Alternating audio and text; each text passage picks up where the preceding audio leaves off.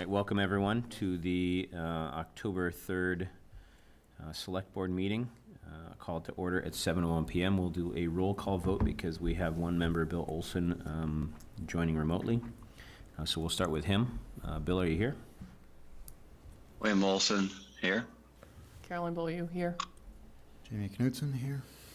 Tom Myers here. And Sean Farrell here, and we'll do our Pledge of Allegiance again. I pledge allegiance to the flag of the United States of America. It's America. For which it stands, To one one nation, nation, under God, indivisible, with liberty and justice for all. All right, we have a few announcements and board openings. Historic District Commission, 2 openings, a Board of Realtor and an at-large member. Conservation Commission, we have 2 openings. The Hamilton Housing Authority, 1 opening. Our Human Rights Commission, 2 openings, 1 from the Housing Authority and an at-large member. And 5 openings for the Hamilton Environmental Impact Committee. No applications yet for that. And no applications yet for that, okay. Please turn in some applications, folks. Public comment, 3 minutes for anything not on the agenda tonight that we'll be discussing. If you're online, please feel free to raise your hand if you want to speak. Or if you're here, just come up to the podium.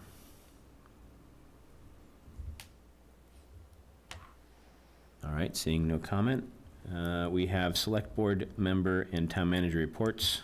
We'll start on the end with Caroline. Do you have anything to add? I do, 1 second. Sure. Do you want me to come back to you? Mm-hmm. Tom, do you, Nothing for me tonight. all right, Jamie? Nothing from me. All right, Bill? I didn't want to relitigate, but I wanted to explain some. I mean, we had a good meeting on Saturday. I wanted to maybe have to explain because I heard some comments later about why things went the way they did. So I felt without having to debate it. But for Article 3-3, for the motion for the stabilization fund, we asked the school to make the motion. They asked us to make the motion because we could not support the motion. We only could make the motion in a non-affirmative non-affirmative way, which is why we made the motion that way. So that sort of not to try and create confusion on the town meeting floor, but that's sort of the situation we're put in, where we didn't feel comfortable putting a motion forward that none of us agreed with. So, but just to summarize that. But other than that, that was a good meeting. I appreciate the discussion, and hopefully the town will move forward and be productive with the votes that we had. Thanks, Bill. Caroline, you ready? Yeah, just a quick update. I spoke to David Smith, Board of Health, and he just wanted me to pass along that we are leaving as unchanged our August 2021 decision to recommend that you wear a face mask when in crowded indoor public spaces. But there is, of course, no mask requirement mandate in town, but it is still recommended for those who are in crowded indoor public spaces. Just a strong suggestion. A strong suggestion. Be safe. Be safe. Don't cough on people. There was a lot of rogue coughing at town meeting. Mm-hmm. Yeah, Plus, there's a lot of colds going around. a lot of colds. I don't really have anything to add tonight. I think Bill's point about town meeting was poignant, and I think we had a great meeting up until kind of that last article when things went a little sideways for the public, and I apologize for the confusion, but as Bill stated, that's the way we presented it because we were not in favor of supporting that article, so it's tough to move it and say you're supporting it, but then approach it in the negative, so. Joe, anything from your town manager report you want to share? Yeah, so my portion of the town manager report is completed. Because of the lead up to town meeting and some other requirements that the department heads had to fulfill the last week and a half, it hasn't all back from all of them, but I will share with you 2 things that I think people will find interesting. One, we heard today from Timberline Construction, or Timberline Communications, the company that will be adding the equipment to the antenna out back, that to expect to see them tomorrow. They're coming to start to install cabinets and generators. The electricians are coming Friday. And so it'll be a couple-week process, but we did get confirmation today, both from Timberline and their subcontractor electricians, that they will be on site this week to install equipment on the long-awaited cell phone tower. So as with everything in this, I'll be happy when I actually see them drive onto the property tomorrow, but that, they told us that this afternoon. Okay. Really hard for me to imagine that they're gonna Not follow through. not Yeah. follow through this time, but it's easy to say, oh, we'll be there in September when you're in July, but when you're saying we'll be there tomorrow, you generally probably have to follow through. And another thing, that just to remind people that I know that there's been a lot of, concern about the announcement by National Grid that they're raising their electricity rates for the winter. National Grid announced last week a very large increase that would take us through the end of the calendar year. If you are a Hamilton electricity resident consumer, you don't, and you're registered in the community aggregation program, you don't have to worry. Your rate's been locked in. That's not going to change. We can't say what would happen after December 23rd, because if, National Grid brings their rates down again, but your rate is locked in for the duration of our contract with the community aggregation company, supply company, and that's not going to change. So if you chose to opt out of the program and are now regretting your choice, You can opt in. you can opt back in. So the information's on the website.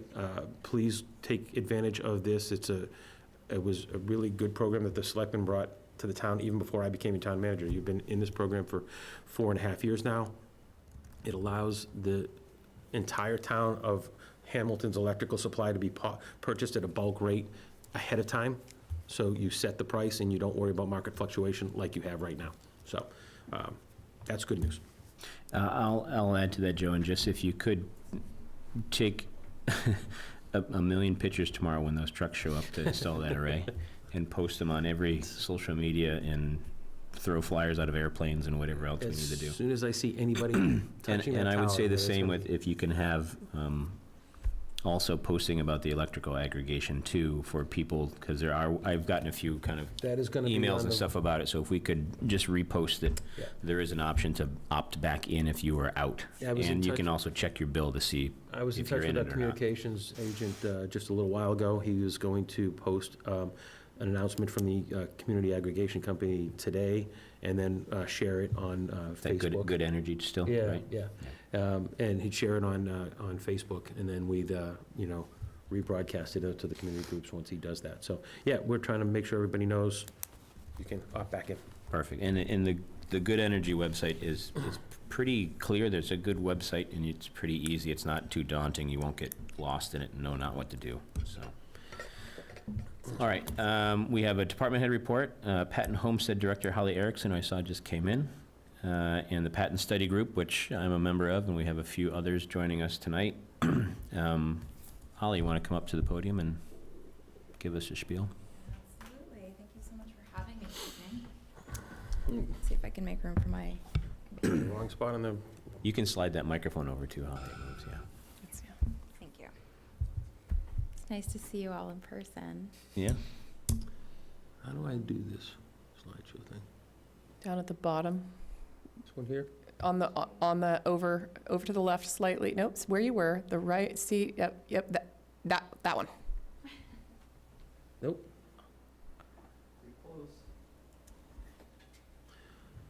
Hey, There you go. there we go. I don't know why it's all the way down there. There we are. Okay.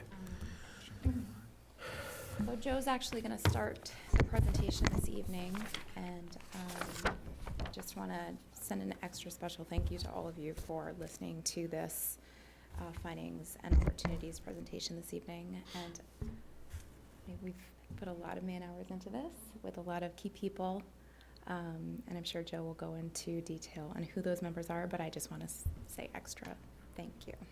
All right, so I'll try to be brief in my portions, because I'm sure you'd all rather listen to Holly.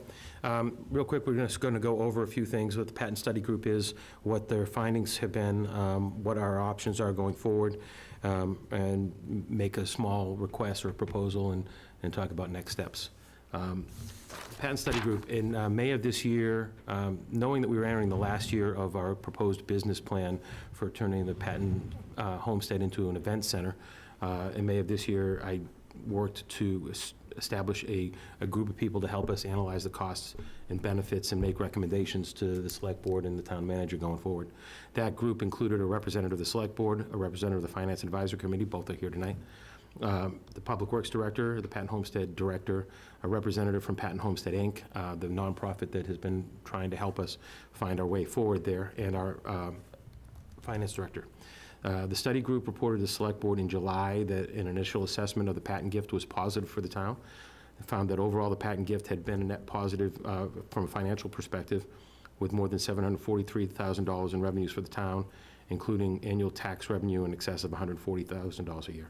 However, our current operational cost as is, trying to create an event center out there, about $100,000 to $125,000 a year, requiring approximately $75,000 in annual appropriation to supplement revenues. So that tells you that the event center is not making the patent center's costs. And this is where Holly gets involved. So we've put together some data to talk about what Joe just mentioned. We're going to start with the current operational challenges. I have been with the Patent Homestead for a little less than a year to date. This time has given me the unique understanding of what goes on at the Patent Homestead day to day, as well as a keen understanding of the limitations of the property in its current use and condition. With this experience, I have identified limitations on the property which have led to stalled revenue, but I've also identified areas where I see potential and clear opportunity for growth. You can go to the next slide.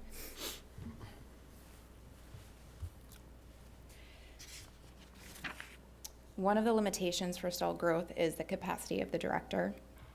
As I'm sure you know, I am a part-time director. In the existing state, it does not provide enough time for meaningful event and program coordination. The basic property and user management, along with the administrative requirements, are enough to fill the available time in a week. If we can go to the next slide. An additional limitations to the property. The findings of the past year found that without the offering of basic indoor amenities required for an event, along with existing restrictions in place, there is limited appeal to potential clients.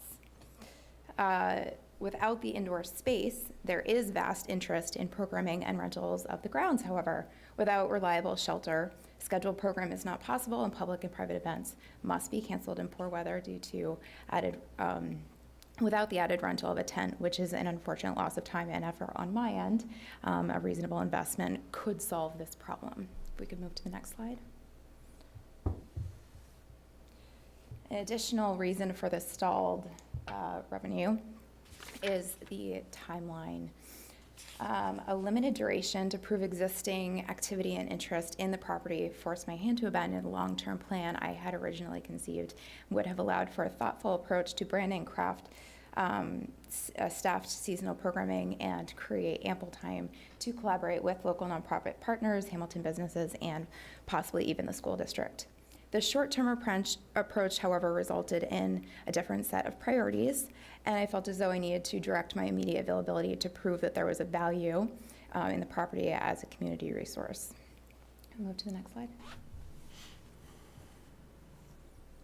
The proof of interest in the property is the result of my outreach, marketing, and activation of the property resulted in clear proof of interest in the property. From January 2022 through September 2022, I have had 336 event inquiries.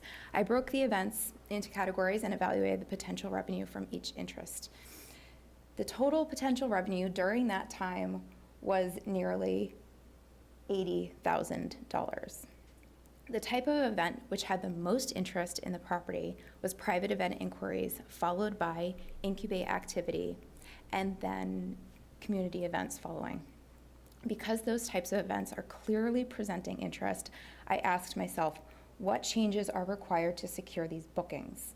I found several comparable examples of other town-owned venues in the nearby communities which may be worth assessing and possibly even mirroring.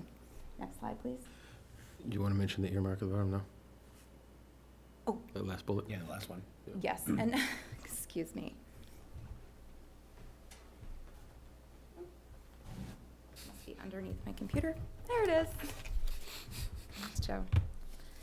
Another point that is very noteworthy, and I think that it is worth talking about, is a grant that was awarded to the Patent Homestead, Inc.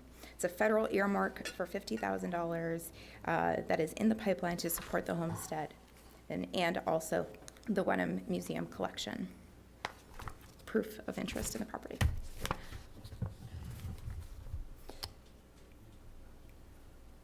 So 2 comparisons that I thought were worth looking at were, we learned by comparison to the pavilion at Endicott Park as well as the Chowder House at Tux Point in Manchester that the investment is in reliable shelter with proper lighting, power restrooms, and water access. There is a recipe for success. These 2 examples are both operated by the respective Parks and Recs departments and offer access to support staff as needed with minimal requirements to run and maintain. Next slide, please.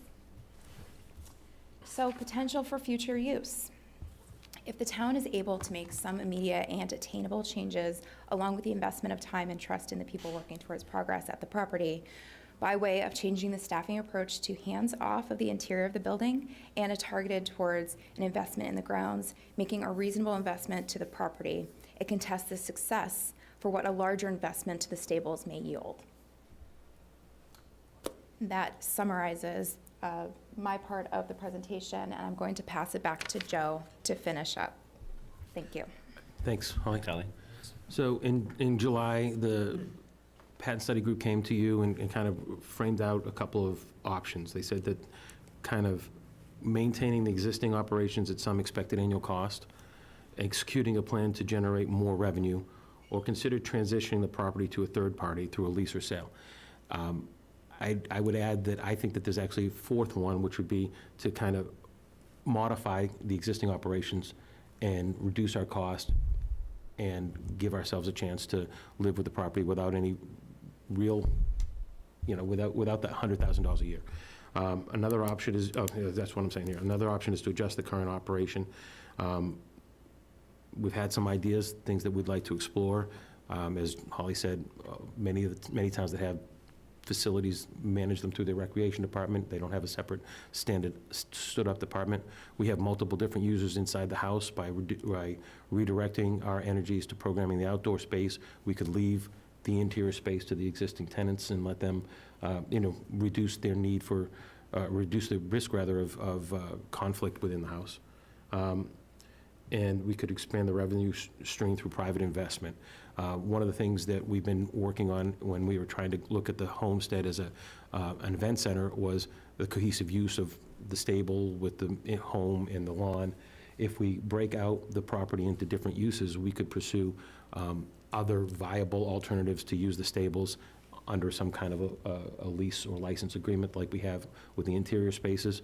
We could leave the current interior users in their sections of the house, therefore reducing their conflicts, and we could focus on the outdoors. This would reduce, by doing that, we'd move a lot of the costs for having folks inside the homestead, including their cost of utilities, to them, and as opposed to us paying them and hoping that we recapture it in the license payments. The goal would be to do this in a way that we would still collect some revenue from the other users, whether that be the stables or the internal home users, so that we could build up money to address future capital needs rather than having to ask the town to make significant capital investment.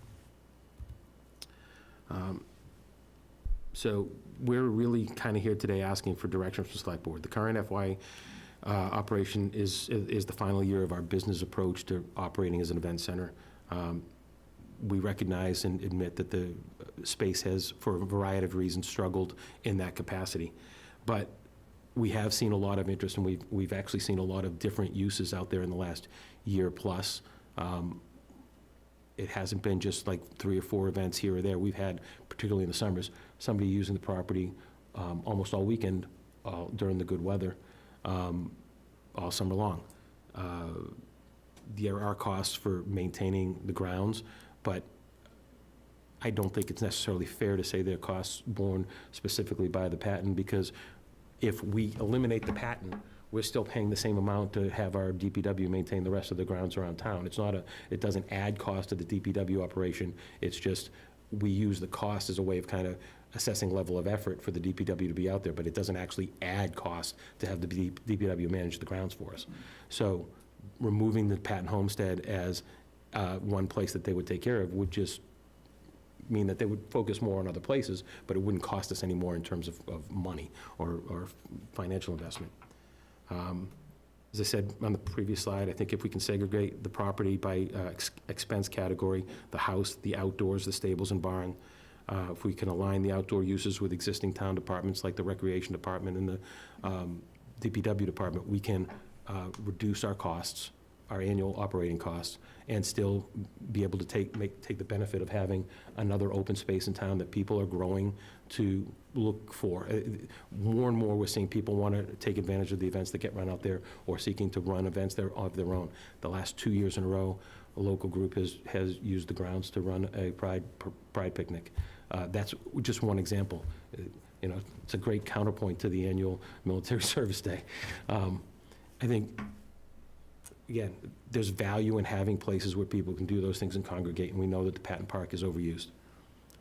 But all of these options will require some additional time.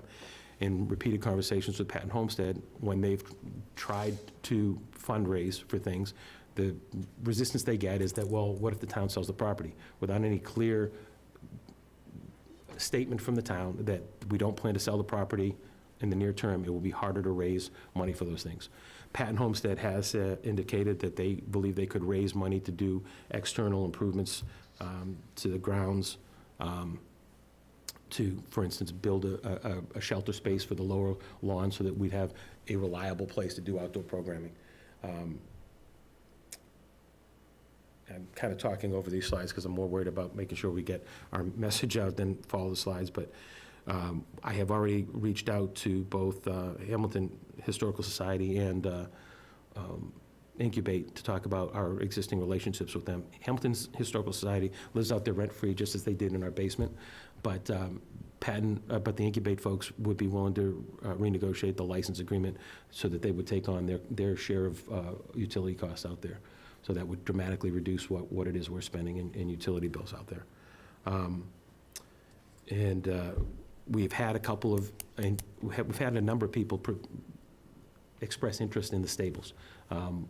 They want a long-term lease or long-term license agreement that would give them the ability to have a long runway to develop the property at their own expense. For, you know, and any uses that we wanted to investigate in that way would be vetted, but we've had a couple of different people express that they wanted to lease or license the stables from us.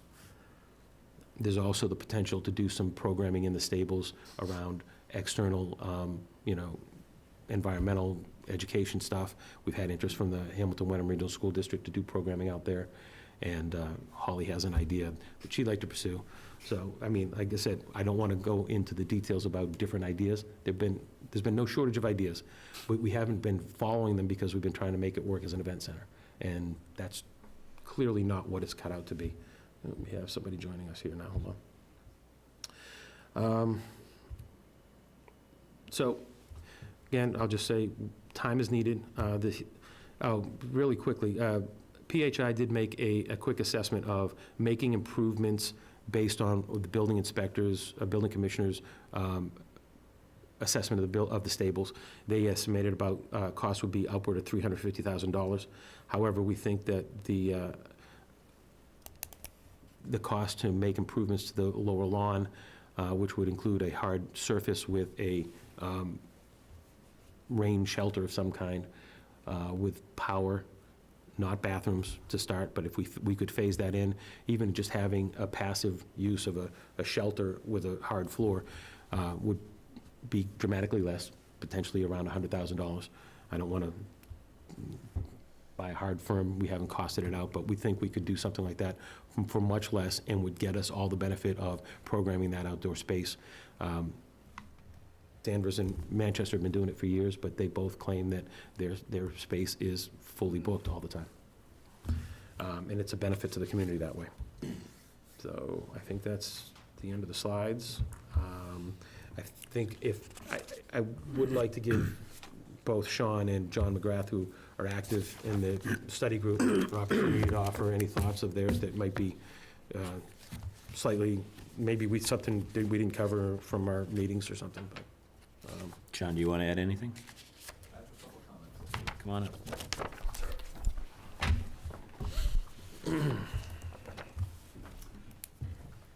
Thanks, John. Yeah, John McGrath, I'm a member of the FinCom, and I participated in the group. After getting involved with the homestead, I've developed a personal affinity to the property. But anyway, my recommendation to the Select Board would be, it's a $100,000 a year expense. Marginal opportunity to become a material revenue generator. So those are sort of my 2 points. $100,000, give or take. And the building itself, as everyone mentioned, is pretty limited. So no one's going to spend much money to be in that building, and really there's no ability to use that as a facility. The barn, whoever might take it on would have to invest a fair amount of money to be able to use it. So I think the position of the FinCom has been, financially, the history has made a lot of sense because we sold a piece of property. It now generates a lot of revenue. But on a going forward basis, you'd be going to town meeting every year and asking for $75,000 to supplement the DPW budget for the foreseeable future. So the financial needle's not really going to move. But it is a gem. It is a beautiful spot. If the town decides that, $100,000 a year is a good investment for open space and community programming, that's, I think, a reasonable decision. But I think financially, it's just going to remain, an expense to the town on a going forward basis. But it's a beautiful spot to spend $100,000 on and invite the community to participate. So I think that's sort of the bottom line. And I do appreciate Joe's comments. The FinCom had sort of challenged the town to put a 3-year plan in place to get zero, no financial impact. And I think last couple of years are pretty difficult time to try to do that. But even given that, it's just not a revenue generator. So it's really it's an annual warrant article to the town to write a check. That's kind of a black and white way to say it, but anyway. But it is a great place to go on Sunday morning for a drive and have a cup of coffee and whatever else. So thanks. Thanks, John. Could I just disagree slightly? I agree with 99% of what John says. I do think that we're not 100% sure what our actual dollars would be on a going forward basis, because if we pivot away from what we've been trying to do and look at the property a little bit differently, I think that there are ways that we can kind of get that annual cost down quite a bit. A couple years ago, we were asking for $120,000 from town meeting, and then immediately turning around and transferring 48 of it back into the town budget as offsets for staff time. I mean, that's a shell game. I don't even know why we were getting involved in that. My attitude is, let's assess what we really think it'll cost to help make sure that we're able to maintain it and get something going that would be beneficial to the residents of the town. If we can't do that for less than $100,000, then maybe we do need to look at things in the future. But I do think that the property has value, like John said. It's got value to the community as something that's different. It's got, we don't have enough space, open space that's programmable by the town. And I think that, just as Danvers and Manchester have shown, if you can give us some runway, we can turn it into something else that would be more of a benefit to the town than an event center would have been anyway. An event center, if it was appropriate, might have made more money, but it would not necessarily have loaned itself to doing other things for the community. I think we can get something of a win out of this. Right. I agree. I think that in the beginning, when we were gifted the property, there was a lot of kind of pie in the sky. There's going to be this big event center, it's going to have weddings and, you name it, concerts and everything else. But over the years, we've learned that it would take a almost unattainable financial investment into it to almost completely redesign the homestead itself and then the grounds and the stables. So, you know, I think tonight we have a couple things to really kind of discuss and talk about. One is, you know, are we going to decide to just kind of keep it as is and figure out how to shift a little bit into the incubator, whatever entity is in there, sharing some of those utility costs? And there's talk about shifting some of the homestead into the recreation department so we can use that revolving fund to cover some of the cost, and have programming out there that the rec department's already used the program or the grounds out there a few times with different things, and then do more of that. Or do we execute a plan to generate more revenue and consider investing some into the property with, as Holly said, some type of a pavilion or covered space that can be used, you know, because right now it's all based on weather and open space, really. We don't have shelter and we don't have bathrooms. So those are kind of our biggest hurdles with, I would say, when Holly talks to people, that's kind of the sticking point for most people trying to have an event. You know, they say, oh, we love this property. What happens if it rains? And you say, well, it rains on you. And where can we go to the bathroom? Well, you can't. So, so those two kind of hurdles, I think, can be done economically in some capacity to figure those out. And then that would generate some more revenue, would help offset the cost. And then the other option, as we all know, is looking for a third party or someone else to purchase the property, and then it goes back into the gift agreement where we give the family right of first refusal, and then they get a proportion of the sale, we get a proportion of the sale, and then we kind of walk away from it. So kind of tonight is that hopefully some guidance on what direction we want to move, and then the patent study group can kind of get the marching orders from there and start coming back to us with some of those numbers and ideas and stuff like that. Duke, did you want to add? Why can't that be designated a historic building? It could be. I mean, if the town were to decide, if the town were to tell me that you definitely want to keep it and make a plan to maintain it, then we would definitely look to the National Historic Register and the Massachusetts Historic Register and see about getting them included on the register. But you need to know what you're going to do with the. You got the Tabernacle in Asbury Grove, that's on the list. I don't know why you can't put that on the list. It just takes somebody making the decision that, the town wants to keep it, and that's what we want to do out there. If not, if the town, we've been in a bit of a weird place where we were asked to, and we've done our best, we are asked to develop a business plan to try to make it go as a revenue-generating center, and as John mentioned, this wasn't like the last 2.5 years weren't the best time to be trying to do that anywhere. So we had challenges of that, but the property still doesn't really set up well for it currently, and would require a significant investment to really move things around. I wouldn't advocate for that. It would take away the historic nature of the building if we started changing around too much stuff inside anyway. But where we had this short 3-year leash, I wasn't worried about making it on the historic register in perpetuity, because I was just trying to see my way to the end of the 3 years. We're here. I don't think it's feasible to keep going in the direction we're going, but I don't think that necessarily means that the town should get rid of it. My opinion is that there's a middle course somewhere, but it's the select board's decision. Yeah. You'll have to tell me what you want us to do with it so that we can make a plan. And Duke, to your question on why isn't it been registered in the historic registry, I would say no one's really pursued it yet because we haven't known our outcome with the property. I think once we determine that, then it would be seeing the benefits of what adding that to the registry would do for us. Military, the Army or Navy or whatever, and I'm sure they'd back it. Mm-hmm. It's just a suggestion. Yeah, thanks, Duke.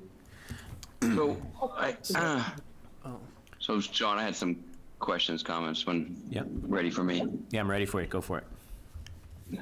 So, I mean, obviously it'd be great if it broke even or created revenue for the town, but we keep putting this thing in a bucket of it needs to make money. But the town owns lots of assets, and I don't know that any of the assets in that the town owns makes any revenue for the town. So to put so much pressure on one property to make money when no other property makes money seems a little silly to me. But I mean, Patton Park doesn't make money. All of our fields don't make money. Our town hall doesn't make money. Our library doesn't make. I mean, nothing makes money in the town. It's all overhead that we get money from tax base to pay for services for our town to use. So, I don't know why we're getting so caught up on just having to make money. I guess we don't want to spend money to and waste it to do something. But so that's part of the discussion for me. Is I'm not sure why we're so obsessed with it making money. The question is how much do we want to invest in it in order to be more productive to the town is a good question.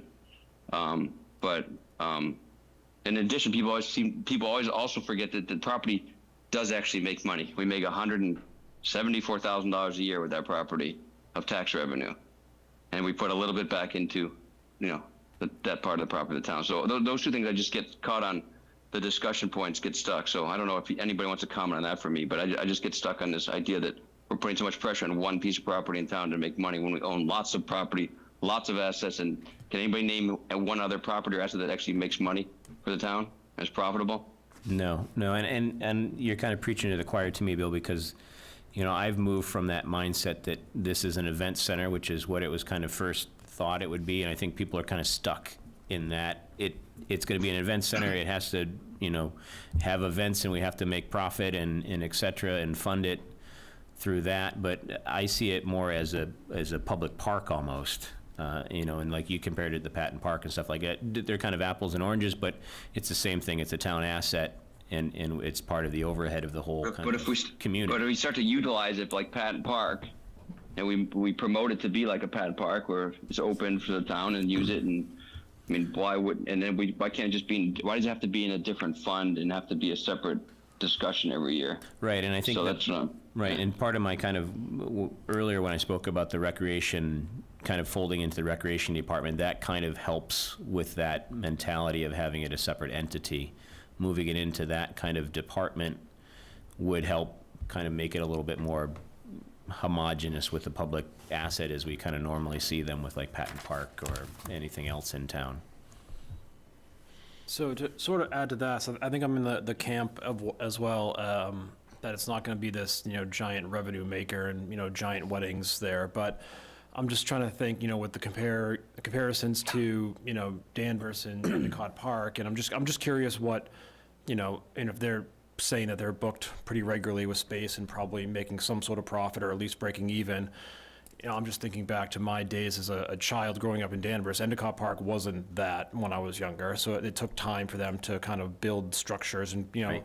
So I'm looking at, do we have a long-term plan for that space that, looks at nominal improvements each year that might get the electricity, might get the, the bathroom facilities over the course of a period of time. That's not going to still make it a giant revenue maker, but it's going to at least possibly offset this $100,000 that we're putting to the taxpayers on a yearly basis. We can make it a public space where people can utilize it, but it has a different amenities. But it's a long-term plan. It's not we're going to have this in 5 years or 2 years. It's like 20 years. This is going to be a really great space, and it's going to, break even every year. I mean, that's kind of what I'm thinking. I think Bill's right. I don't think it's going to be a giant revenue maker, but at least we can try and make it,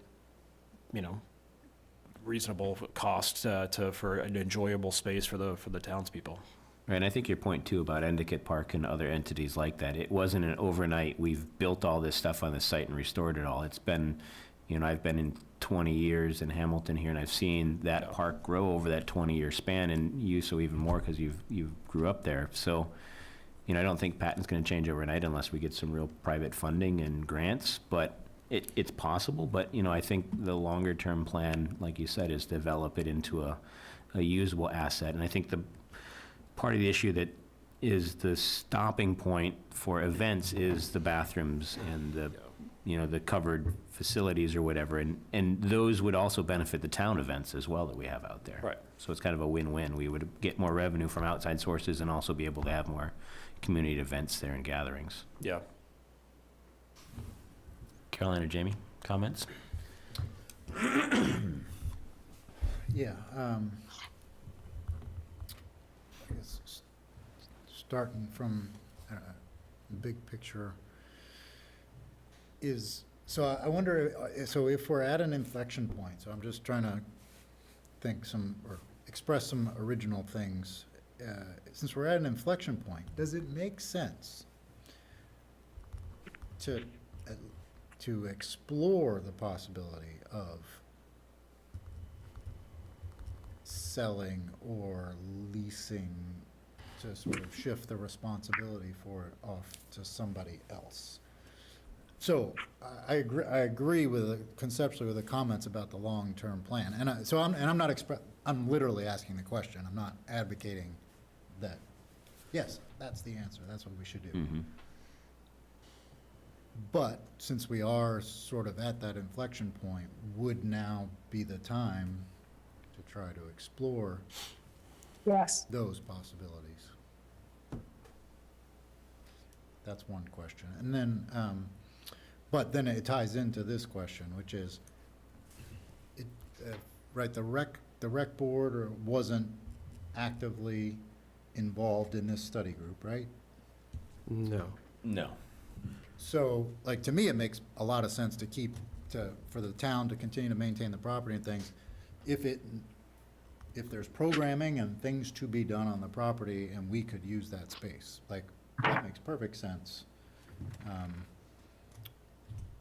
But I guess I haven't heard like a confirmation that, yes, that's absolutely needed. We're not gonna use it for any athletic fields, right? Because that's not. No, we can't. That's Yeah. not a. Actually think Sean's done some, like little kid soccer stuff out there a couple times. And But soccer, nothing archery, significant. a couple other things. Soccer, archery, some, Yeah, my daughter plays soccer out there. for a but little- but I have had a conversation with Sean about the potential of rolling, Holly into his department and have her be kind of an employee of the rec department working on homestead stuff and other kind of programming issues around town to assist. He, more and more, he likes working with Holly. He more and more sees the value of doing things out there, like I said, archery. He's partnered on the 2 movie nights recently. He's expressed an interest in being able to keep doing that. But as with everything, there's only so many hours in a day. As far as, I get your question about whether it makes sense to investigate the possibility of selling or leasing it now. I do look at those 2 things in different lights. As far as if we want to investigate selling it now, that will take a level of effort. We'll need to get town council and others involved to figure out, to get it done. And then, get an assessment of what we would get off of it and how we would want to sell it. I kind of steer clear of that because I think that we've been flirting with the idea of selling it for years. And if we think that there's value in maintaining it as a resource for the town, we should commit to that. That's my opinion. I do think that leasing, putting out a lease for the stables and/or barn and let, a long-term lease that would have to go before town meeting and the use would have to be approved. But that's the type of thing that could really get us over the hill with those other parts of the property. As I said, the stables in particular, the longer building has garnered quite a bit of interest, a lot of people asking for it. We've had very early conversations about that with a couple of different people, but I didn't want to advance them without knowing what direction the town wanted to go into, because I don't want to start a conversation about a 20 or 30-year lease when the town might turn around and tell me to sell it in 3 months. So it's hard to have your foot in both places. So, 1 foot in each place just makes you unsteady. So, from my perspective, yeah, you can tell me to, investigate selling it, but also make a plan for the long-term future. It's going to be a little bit difficult to do that, really get interest from people, but we can do our best. I'd like to know that we can pursue one direction. Yeah, and I recognize it.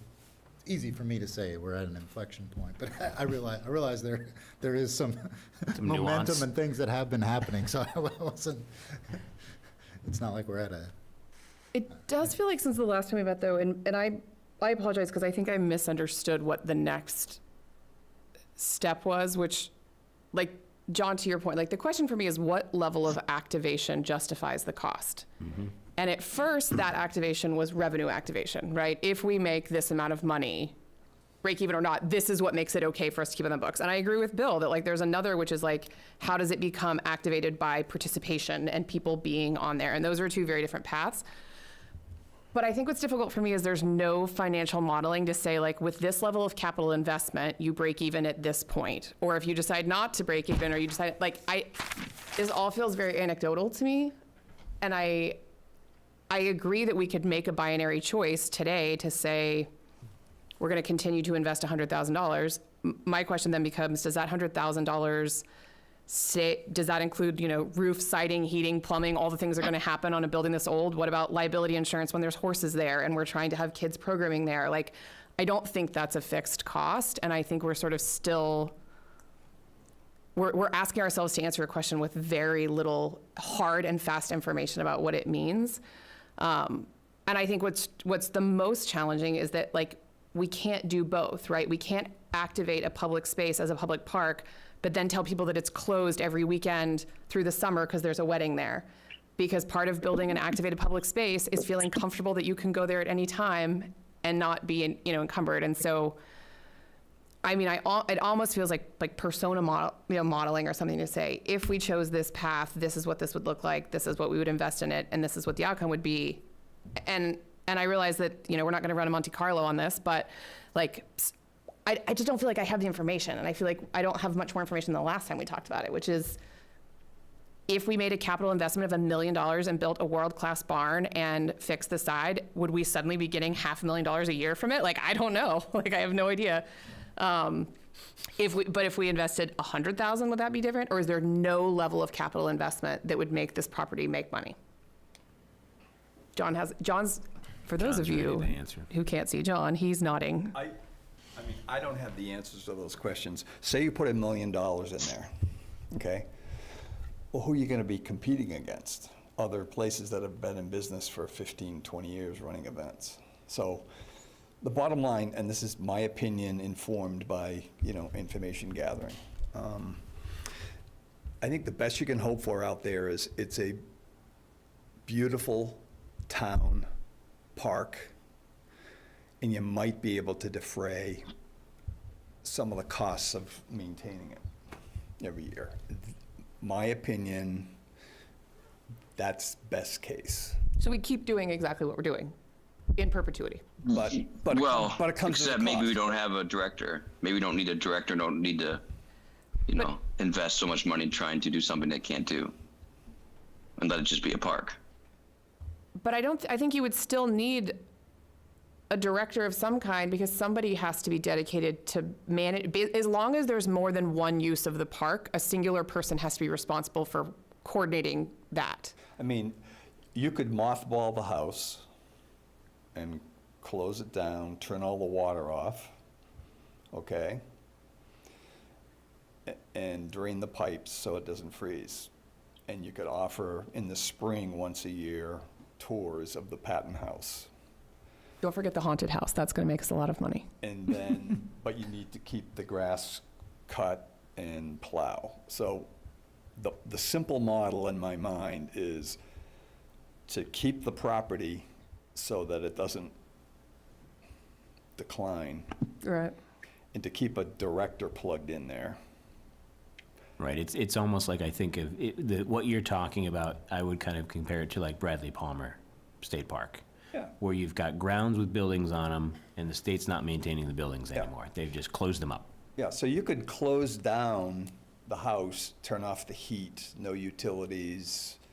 You'd need to maintain insurance. So, when I came here in July, I gave you a couple of high-level options. One is to shrink it down. It's almost like the gazebo at Patton. You got to paint it, every 5 years or something. But it's a dormant facility. So at the low end, if you keep the asset, you could probably shrink it down.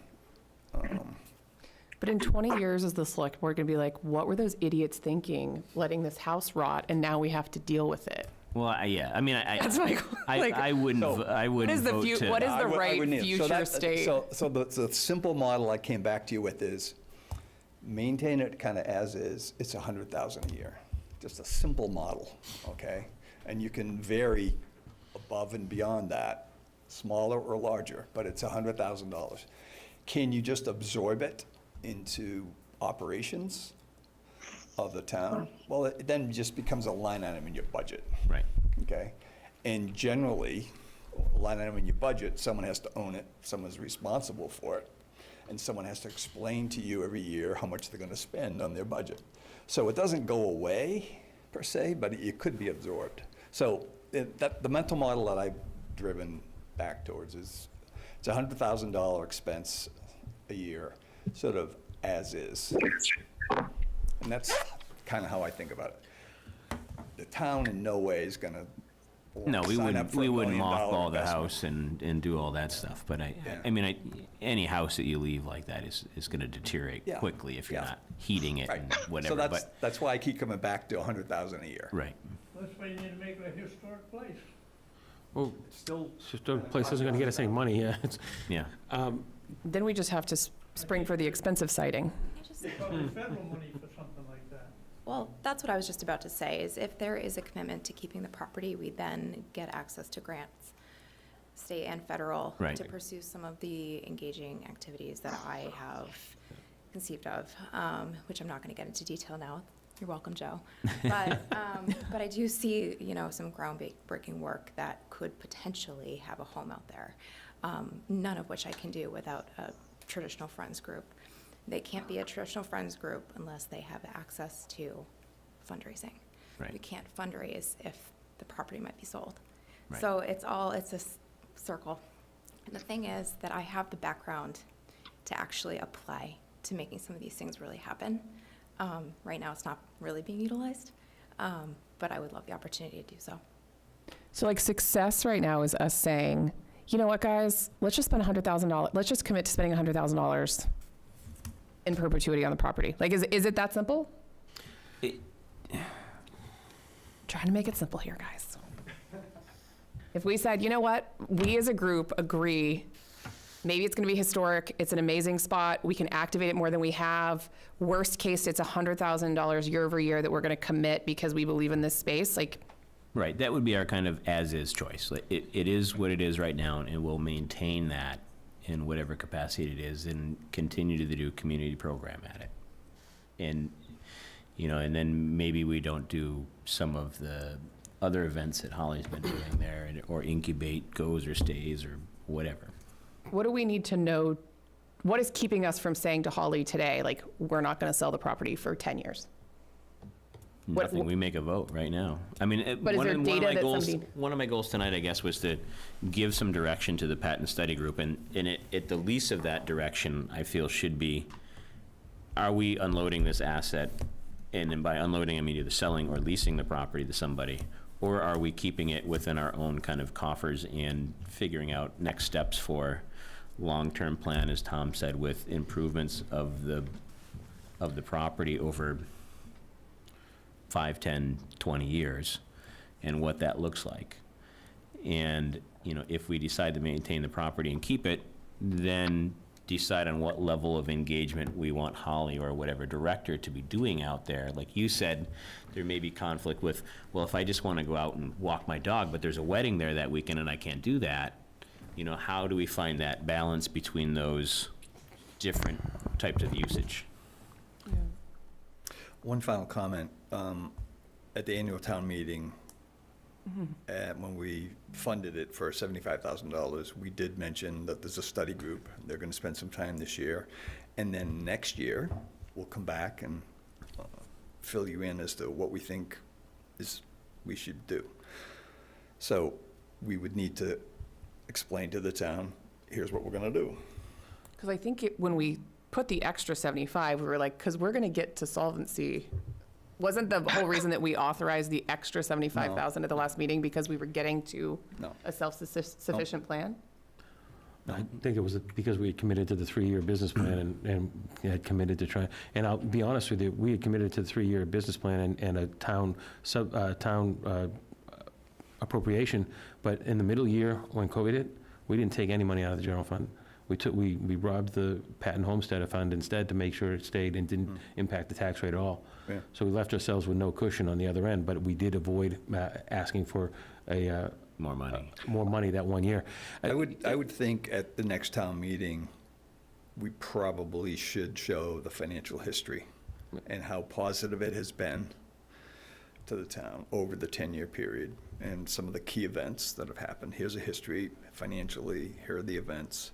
And then if you so chose to say, for the next 3 years, we're going to continue to fund it out of the general fund at 75 grand, and we'll come back and talk to you once a year and just keep you posted on how we're doing. You could do that. But I do think you owe the town a point of view, since we brought it up So, at the last town meeting. That would be, as a taxpayer, I would expect that, can you just give us a recap of what you've been up to over the last year? So I'd like to point to the not too recent past when the town considered whether or not to rebuild the pool and all the discussion that engendered. And, you know, a lot of people were really concerned about that being able to operate at break even. And Sean and his staff and some volunteers have done a great job. That pool is an asset. It operates at break even. I think that if we make a similar commitment here, and you direct myself and our department heads to come up with a plan to operate, as John said a minute ago, absorb Patton Homestead into our operations, I think we could find a way to do that and have something similar where, you know, the things that we can charge for out there would go into a revolving fund to pay for the expenses of the property and the programs that we do out there. And the things that we can absorb are part of the annual budget at something around 75 to 100, as little as we can make it. And that would be an annual report to the town. This is what we did this year with the Patton Homestead. This is the revenue we took in. This is what it will be used for. This is the cost that we have. And these are all the programs that we run out there, and these are all the ways the property is being used. I definitely think that all makes sense. I think that what we're asking for tonight, I think, is permission to pursue that. Yeah, so I'm just looking at the town warrant from April, and it does say that the transferred funds will support the implementation of the business plan. So I do feel like we need to have a business plan when we come back next year and say, okay, here's where the funds were spent, here's the business plan, here's what we are planning to do for the next 2, 3, 5, 10 years, whatever. It seems like we need to have something. right, and in that, and I'm gonna use business plan loosely, because if we shift, that we make this kind of absorb it as, I mean, it's a town asset already, but if we really kind of make it like a Patton Park or other asset, that we shift it to more of a use plan, yeah, instead of a business plan, because I think we've realized it's not gonna be a windfall of cash for us to do much out on the property with the facilities we have. It says the $75,000 was the development of a robust business plan, development of a granular revenue and expense projection, the understanding of the potential for fundraising and grants, and the establishment of financial milestones that we could track. Town management agreed to demonstrate self-sufficiency within 3 years, and FY23 is the third year of that agreement. That's the FinCom Yeah. overview in the warrant. So I mean, I agree, like, we do go on to say that it is this financial viability asset to the town is in doubt. This study group will inform a refreshed point of view and consider alternative options regarding the Patton Homestead and determine how much money needs to be allocated for its continued maintenance. All right, so I If think that we're is the kind of in that part of the statement there, right? So, Yeah, I just wanted to say one thing. You know, I was just tasked with creating an RFP for the Patton Park as a master plan. We have hopefully a interview with a potential firm. Maybe that's something that we could look at. I know you said a use plan. I think, as Caroline said earlier, we're not, I mean, you have to bring everything together. You got to look at a whole bunch of different things, because what are you voting on? What are you looking at doing with that property? Because the decision tonight would make a lot of people, Holly's job as well, important one way or the other. I mean, it's something that maybe you want to bring in a professional to look at this plan and see what type of, you know, the multiple uses out there, and can you have them done at, you know, some of these uses, like at Patton Park, we're looking at multiple uses at the same time. Maybe that's just something to consider. You know, just a thought. I don't know if you guys want to bring somebody in, but that's just something that, you know, maybe you need somebody else coming in with some fresh ideas. That's not looking at Patton as a homestead. It's maybe looking at it as a park and not tainted with the homestead history.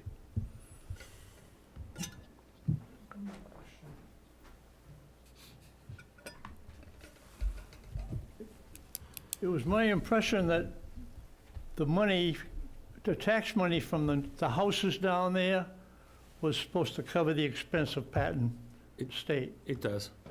It does. It does. We It get does. about 140 plus in revenue from the taxes from that parcel that was sold, Duke, and then, you know, we're spending between 75 and 100 to maintain the property. So So we're still to the good every We're year. still ahead every year. We're still ahead every year, I so. don't think a lot of people knew that or know it. Yep, no, I think that's a good point, Duke, that you raised there, that But- we're still net positive.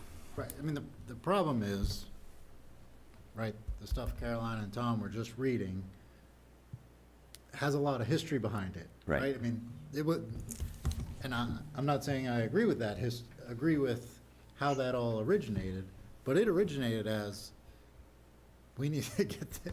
That's why I want to make it a historic site.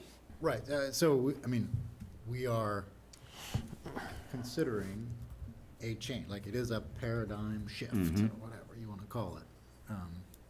But you can't ignore that history and that Right. some people in this town have good memories. Right. A lot of people have good memories. So, And I'm not, I mean, well, never mind, I'll hold that. I'll You digress, swallow okay. that comment. So I guess, where do we go from here? I mean, I think the Patton Study Group would like some direction in some way, shape, or form, so we're not just spinning our wheels and we don't want to come back to you with no change. So some input on what the study group can do or a direction to go in would be great. Like, do we need additional information on these different options? Can we pick an option of those kind of options that we discussed earlier, or that I said earlier? Or do you feel more needs to be researched and found out? John has one more comment. One more comment.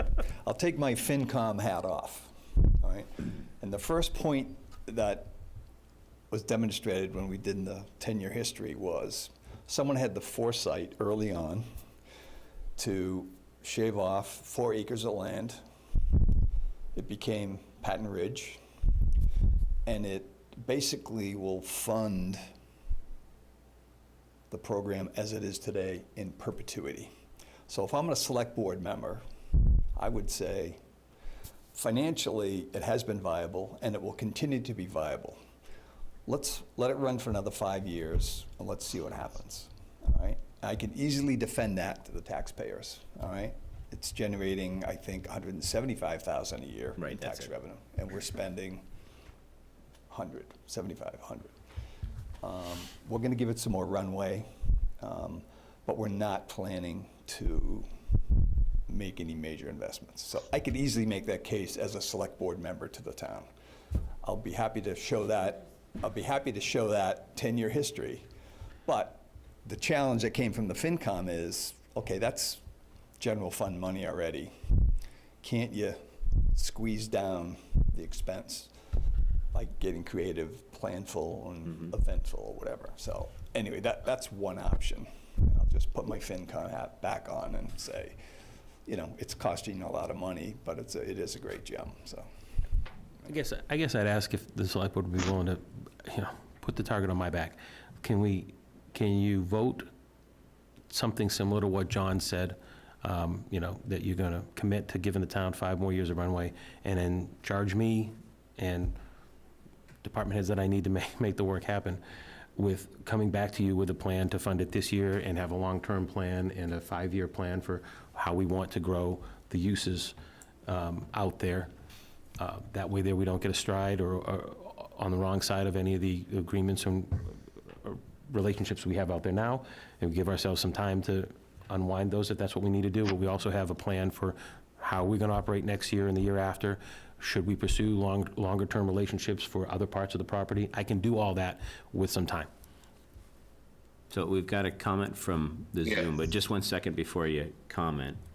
I think, I'm listening to Joe's points and all the other points that have been made tonight, but I think we really need, as a board, to make some type of a statement about holding the property and keeping the property. Because I think if there's still, and Jamie, you said the option of the lease or sell it.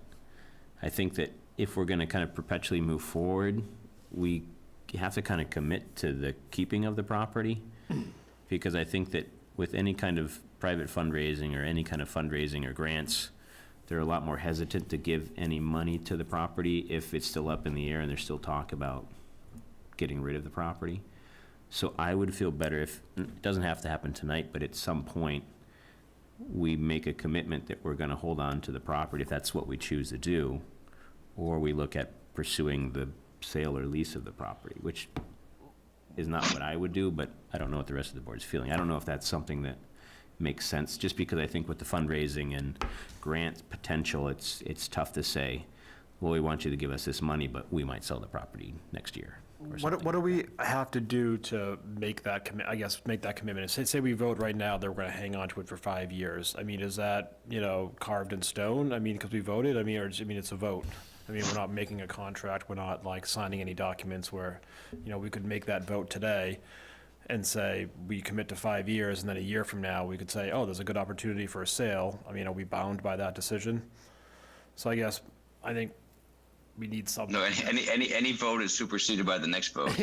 Exactly. So, I'm like. It seems like it would be more reasonable to make a vote to agree to keep the property at its assumed run rate of $100,000 a year with no capital invest, right? Like, that we say, in an effort to give us the flexibility to find out what opportunities exist, we would say for the next 5 years, assuming a run rate of $100,000 a year and no capital investment by the town, we want Holly to tap into these remarkable grants and build some bathrooms and some pavilions and come back. But we are not doing this so that we could come back next year and say hey, so quick question, we have this pavilion and it's going to be $300,000. That's not the assumption. The assumption is it's paying for itself. We give it 5 years. We give Holly more flexibility to discover ways to activate the space. According to John, that's a no regret move because we are covering our expenses with the tax revenue on Patton Ridge. Yeah, and I think that's a feasible. Right, and I almost want to see it doesn't have to be a complex document, but almost a 5-year plan that has that sort of written out that Right. says okay, year one, Holly's going to apply for X number of grants, or we're going to aim for X, Right. Y, Z, and have at least 3 or 4 deliverables from each year of what we're going to aim for. Right, and that might speak to your points on reading the warrant article, that you've got that business or usage plan, and it's that commitment to stay the course for X Right. amount of time. Then I The think we have more cap accountability. expenditure, but I had a question. So can it be absorbed by another department? I mean, so if we sold Patton, I know we spend $75,000 to $100,000 a year, but if we sold it, we wouldn't see $75,000 to $100,000 savings on our budget, would we? Because like Joe said, some of the money is just reallocated. It would be relocated to other The 75 is about right. departments, 75 right? Yeah, the 75 is hard cash. Okay. So 75 is what we spend, and half of that is the director position, right? Yeah, So the biggest aspect is salary, right? So the question is, if you absorbed it into another department, into recreation or something, and that person could spread that salary amongst other activities as well during highs and lows of the season and the activity of the state. Is that something that's part of the discussion, or do we have to maintain Patton as a separate entity for 5 years? You don't have to maintain Patton as a separate entity. In fact, if you do what I've been asking you to do for the last 10 minutes, I would come back to you with a plan for this budget cycle for what we were going to do this year and what that 5-year plan would look like going forward. That's the inflection point I Did you want just to be get at. sassy? yeah, he did. Maybe a little bit. Belt's a little sassy. I've been hanging around. Listen, with you a little bit. speak slowly, Joe. But to Bill, I lost my train of thought there because these guys were talking I about apologize. sassy, but Sassy. oh, with the funding for Patton Homestead, we currently have kind of a separate munis, but not really line that was a warrant article years ago from PHI.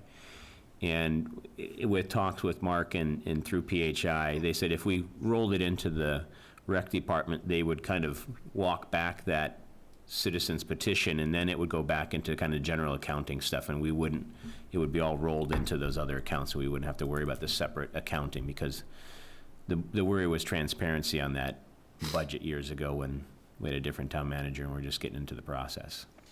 And then online, if you still want to make a comment, you're welcome to state your name and make some comments. Oh, yeah. Jack Simons, 245 Sagamore Street. I think you're heading in the right direction.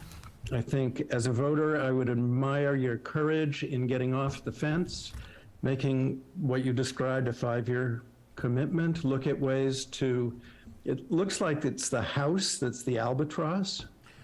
And I don't know to what extent that can be severed, but the idea that anybody would really commit to making this go if you haven't committed to keeping the property for 5 years doesn't really make sense to me.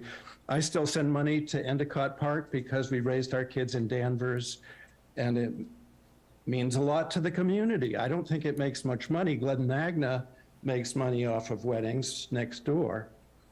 But Endicott is valuable to the town because of the kind of place it is. And it sounds like this is a wonderful place. I think it has Ipswich River landings, which may be unique for the town. It is. And so I think we ought to be looking closely in this town that so values open space at what we have here. So thank you. I think you're going in the right direction. Thank you. Yeah, I mean, and to the point of the house being kind of the albatross, that's, you know, it's the ADA in the bathrooms, it's really in the kitchen. You know, to make it a viable catering spot, we would need to upgrade to a commercial kitchen, which just isn't economically feasible for the space and what we have to offer for resources. But we have Essex County Greenbelt and all the trails right there, plus the I think it's called the, not the Riverwalk, but we've got the Greenbelt. We've built a kind of a, what would you call it? So this is a small, like, pier, the Viewing platform? pier or Viewing pier, something. I yeah. don't know what you call it. It's beautiful down there. If you haven't been there, go down there. And there's the canoe launch and everything like that. So there's a lot of kind of passive and active recreation on the property that can really be leveraged. And I've been working to activate that as well. So, I apologize for A my motion? sassiness. No, I live for Select Board sassiness. Should someone make a motion? how do we want to, do you want to discuss kind of motion options and then make one? Or do you have something up here? I feel like You might the have Select to Board, make a motion. nobody likes me anyway, so I think making a motion that the Select Board commits to allowing the continued operation of the Patton Homestead at the current operating costs with no additional capital investment for 5 years Okay. makes sense, thus giving the director and/or future leadership time and opportunity to activate the space in new and different ways for the town. Come at me. Somebody should Somebody second should that. second it, and then we can discuss So it. moved. I'll second that. No, second. Okay. You moved the motion, you seconded, Jamie, right? Yes. Made a motion. I know. I was avoiding it, but I did it anyway. All right, so further discussion. I think that's a great motion. It shows our commitment to the property. Bill, any comments?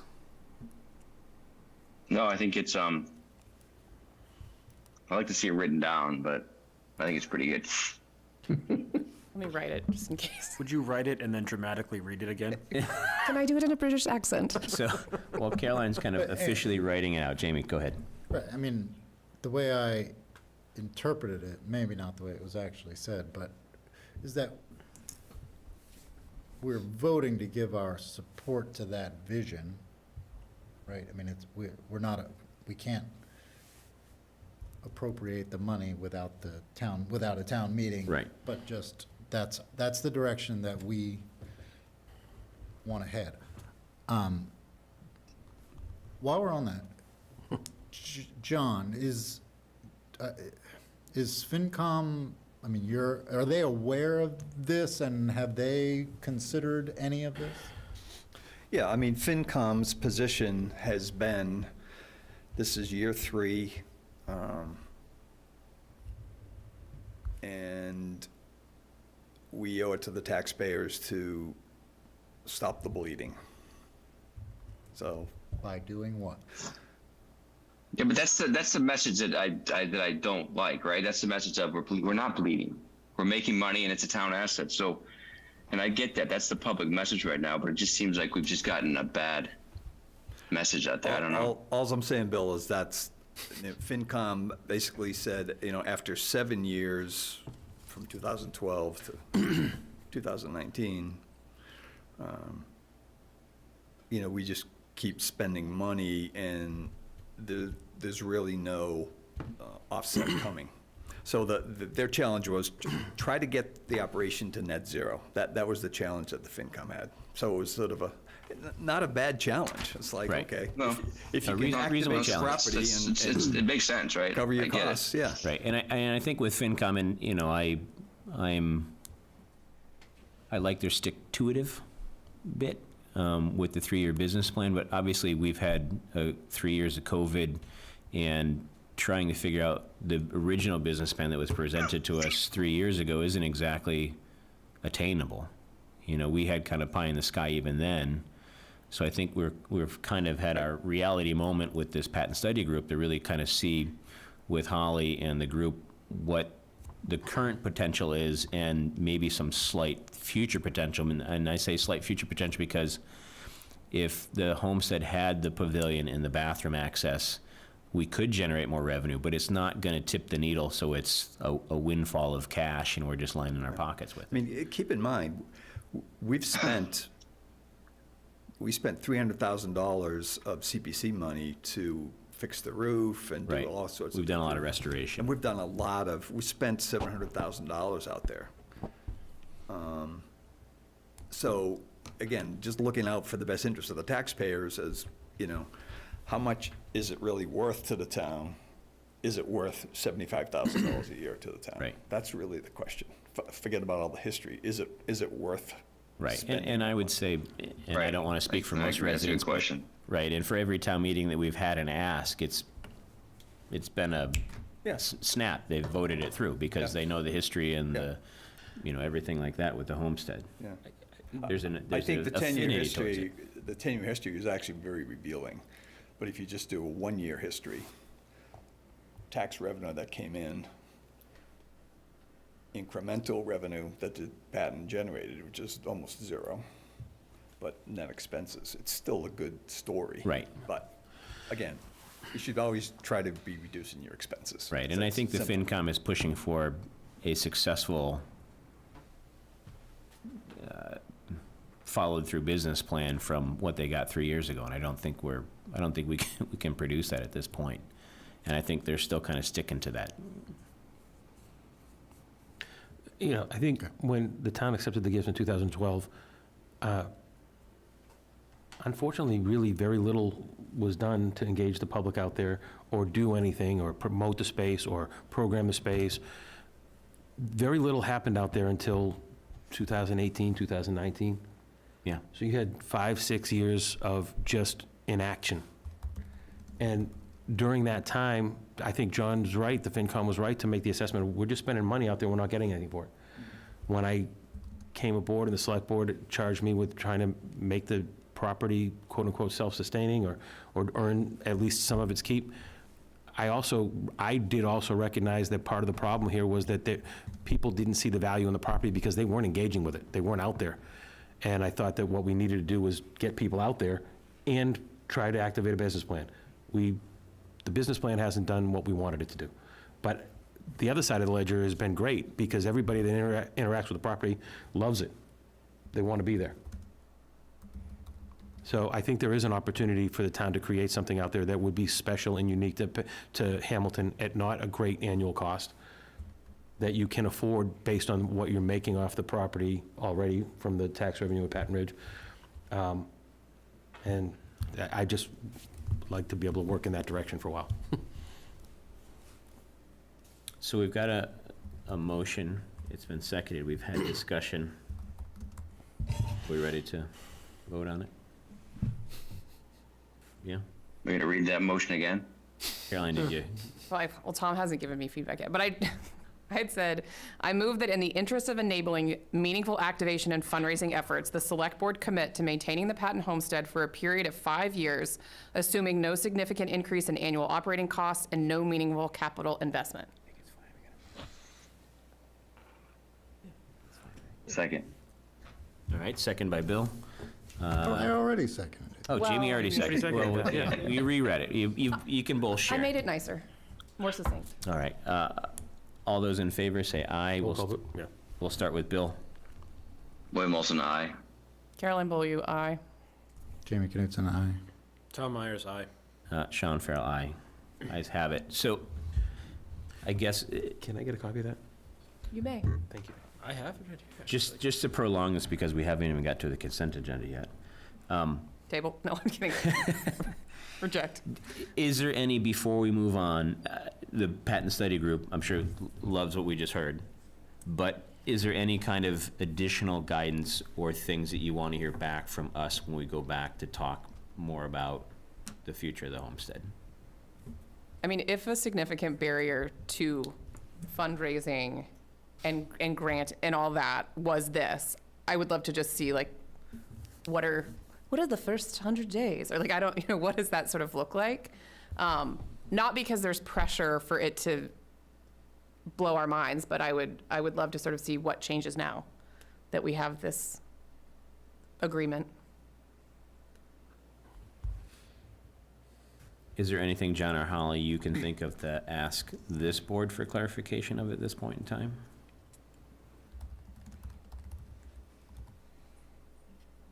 And you can always follow up with us. Anything from you, Bill or Tom?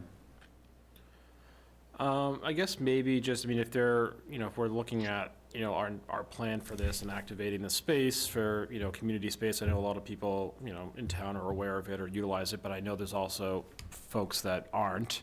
So maybe if there's part of it that has what the community engagement plan will be, just to, recognize that this is a public space, that this is, something that you can use, that there's some sort of way we can get the message out in a clear way. And I think Holly's been doing pretty good at that with talking about the other uses of the property, the boat launch and stuff like that. And she's done all the concert series and all that other stuff has been, I think, really well received from everybody. So, and then working with Sean with the movie night and stuff like that, I think it's all kind of, we're getting momentum Yeah. with the property. The more people coming, the more people are talking about it. So I think it's all moving in a positive direction. Anything else from you, sir?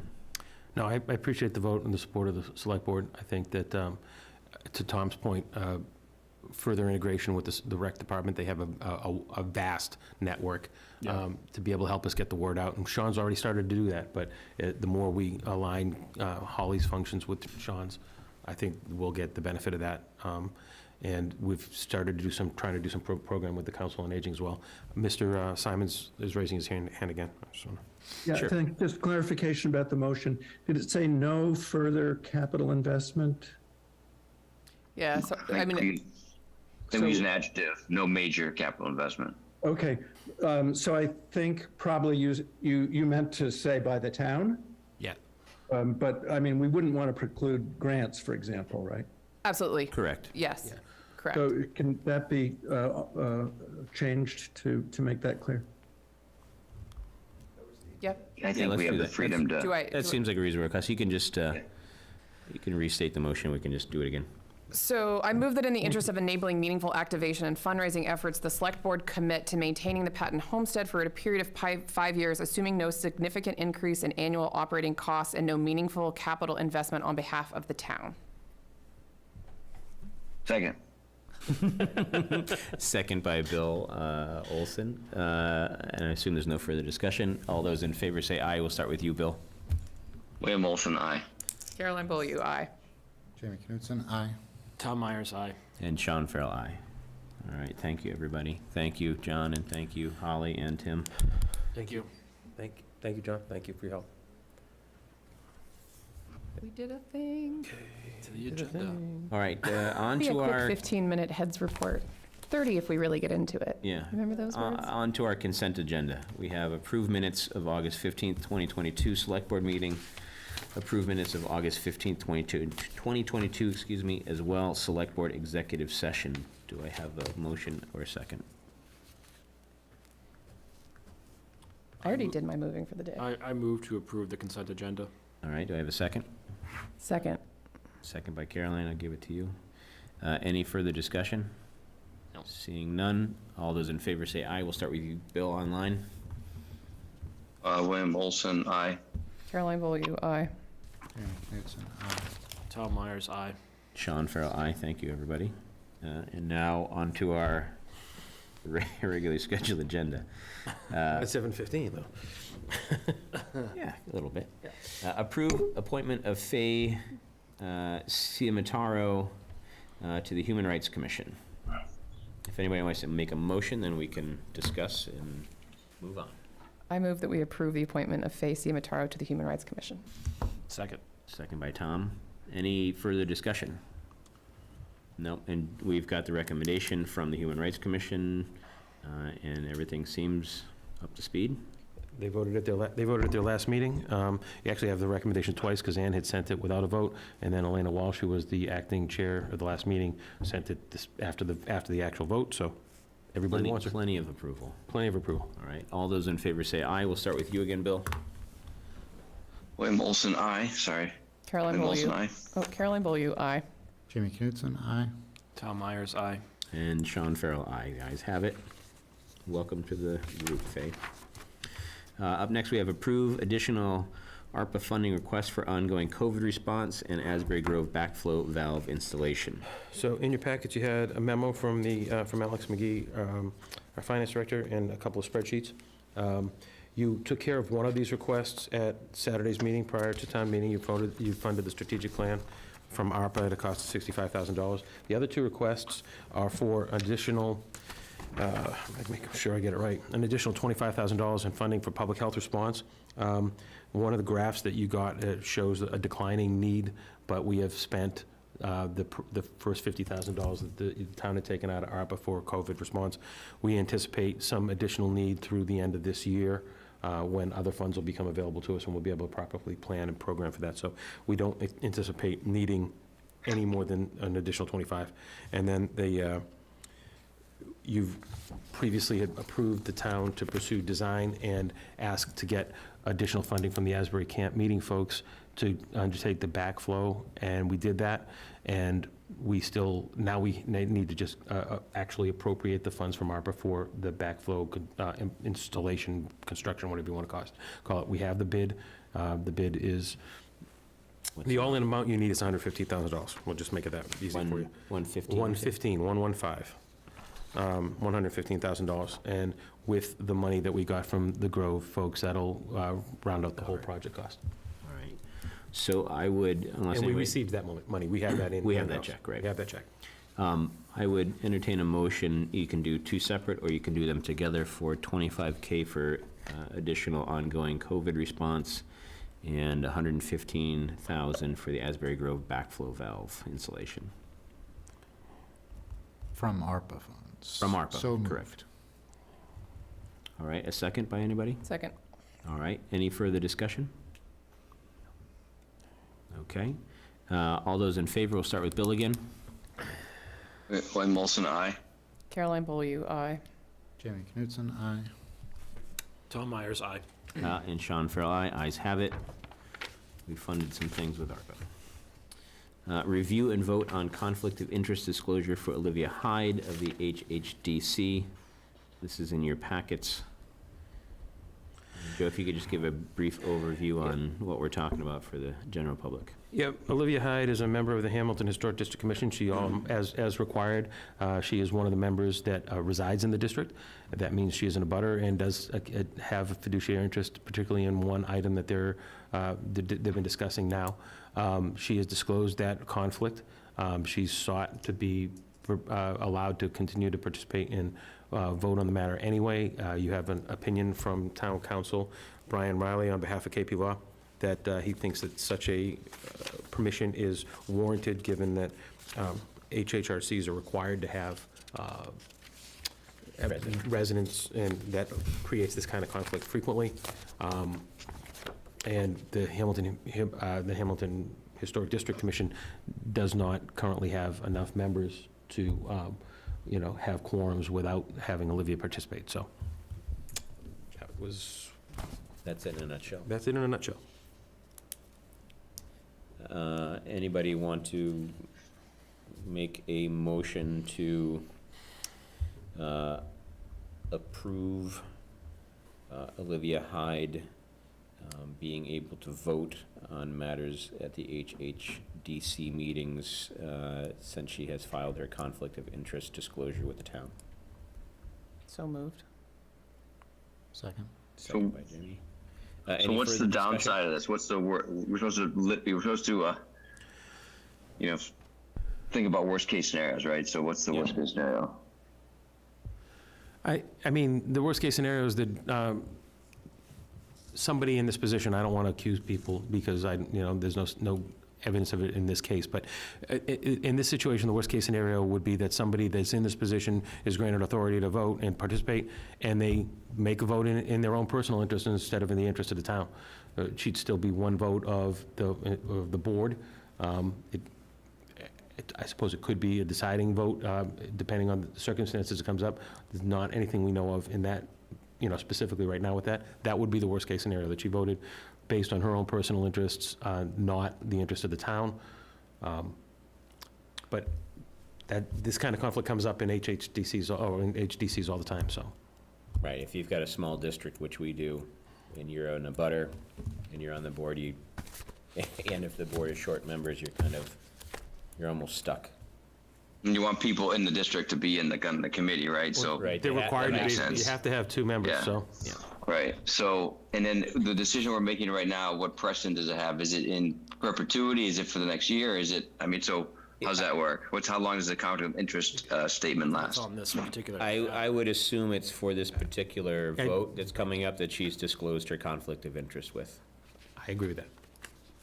Yeah, I think she would have to file a disclosure. I mean, if for Yeah, she's another gonna have to matter were file come something up every or- time there's a matter that comes up. that would- So if there's another vote coming up and it's in a butter on the other side of it, should have to also file another conflict of interest disclosure. So it's finite, it's not infinite. Any further discussion? All right, we'll move to the vote. Bill?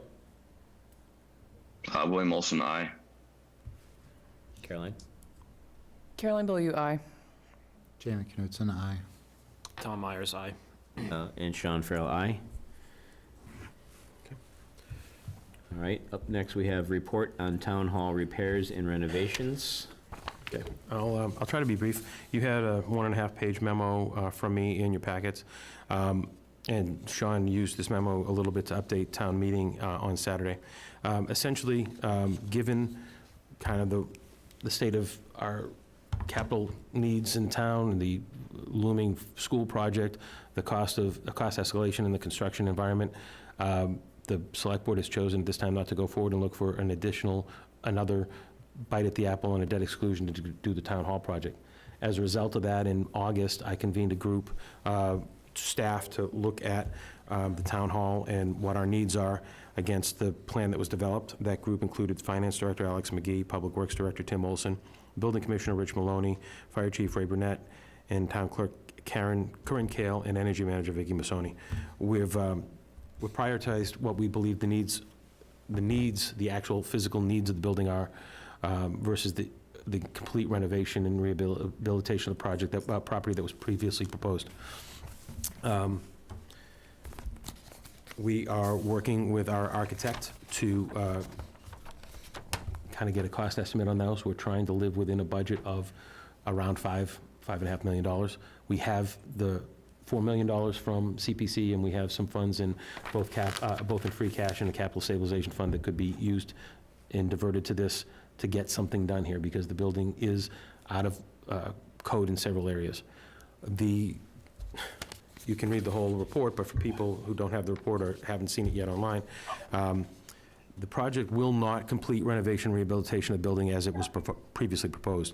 It would not relocate or renovate interior office spaces. It would not provide new additional meeting space. It would not provide new additional storage space. It would not provide a new vault storage for the town clerk. It would not provide new restrooms on the second floor. It would not provide any significant improvements of the interior design or features. It would not necessarily upgrade HVAC. It would not necessarily upgrade wiring and power capabilities. It would reduce the building's reliance on, it would not reduce the building's reliance on natural gas, and it would not reduce the building's energy consumption. Those last 4 points, I'll say, I put an asterisk next to because we are working with Amoresco. They're an energy services provider, and there is a lot of money in both the federal Inflation Reduction Act and in this year's state budget for energy efficiency projects that will actually get you to bricks and mortar work to do energy efficiency projects on older buildings. So we're investigating the possibility of accessing those funds to do some of those other improvements. But what we're looking at is coming to you in time for town meeting with a proposal to address the building envelope issues because they're severe. We need to secure the building and get it watertight and at least a little bit more energy efficient if we can. There's a structural issue with the spread on the second floor. We need to tie that up. We need to, once we undertake those things, we're going to have to make the building more handicapped accessible. We've completed the self-evaluation and transition plan. We've got a draft report, and we're waiting the final report later this month to outline what our actual ADA needs are for the building.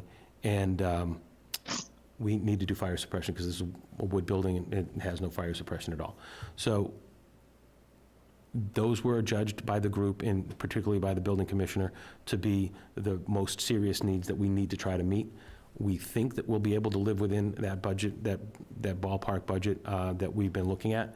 And our hope is to provide a proposal to do that at town meeting so that we could move forward in the FY24 year. A note on the self-evaluation and transition plan. I did use the draft self-evaluation and transition plan and an estimate of cost for the ramp and elevator components of the building in a grant application to the Mass Office of Disabilities this past Friday. We were asking for $250,000, the maximum allowed under that grant. Now, to be frank, we don't stand a high chance of getting that grant, but I thought it was Worth a shot. I thought it was worth a shot. The couple of things that grant usually wants you to have gone through their planning process. We don't have the time to do that, and we've already done a lot of the planning anyway, so I chose to forego that. We don't actually currently have a Commission on Disabilities active in the town, so that is usually a requirement for their grants. And because our Set P and our self-evaluation and transition plan was only in draft stage, we may lose points in the grading of the application for that. But the benefit of doing that is you put it in, Your foot's in they'll the door. comment on it, we can improve the application for the next grant cycle next year, and down the road, we might be able to get this grant funded next year, and we won't have been done with the project yet, so we'll still be able to apply that to whatever project we undertake down the road. So we've done a lot of work in the last 2 months to try to get things tied up. We'll have a final report from Drayton Fair at LLB Architects. Their name skipped my mind for a minute, but LLB Architects. We will have to find a new project, OPM. The design technique, the principals of design technique have retired. They've left the field. But we're beating the bushes for new project managers. In fact, I had recently referred to me two names that I'm going to have Tim run down and see if we can get a meeting with them in the future. So we are, for people who are wondering, what's the status of the town hall project? Is it really needed? Yes, it's really needed. We'll continue to try to find a way to do the best we can with what we have without asking the taxpayers for any more. Right. So that's, Yep, we're continually living on borrowed time in the building, really. Any comments, questions, anything like that on what Joe shared? All right. Thank you, Joe. thank you. Up next, we have discussion about request of Paddock Lane residents for paving. This is a request that came in via letter at the very end of July. And for those of you that may not know, Paddock Lane is a street right to my right. It's a private, I'd almost call it a drive. It's not very long. And just for the record here, I'll read the letter. Dear Mr. Farrell, Paddock Lane has 6 homes. 8 of the residents are senior citizens. 4 are over 80, who from time to time may need special transportation or ambulance services. They have all paid their share of property taxes for many years. This road surface is an embarrassment to the town as well as the property owners. We do not want or need a sidewalk or any other extras, just a simple 12-foot wide pavement to make it safe for residents to go to the mailbox, put out trash, or just take a walk without the risk of injury from stumbling in a pothole. This has been a private road for more than 60 years. It is time to live in the present, not the past. Please consider paving Paddock Lane, an improvement for Hamilton in many ways. Yours truly, Sylvia J. Collins, 5 Paddock Lane, and James W. Collins of the same address.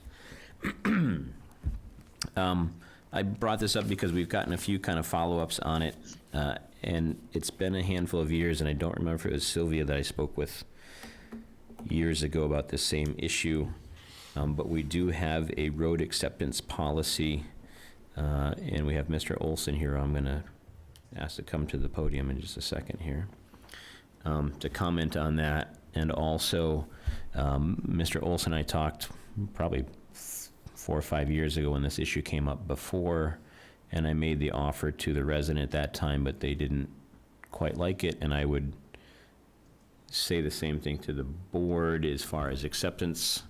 The option that I gave them was that the town would consider paving it if they gave us basically the right of way through their drive to the backside of our DPW yard and use it for our town vehicles.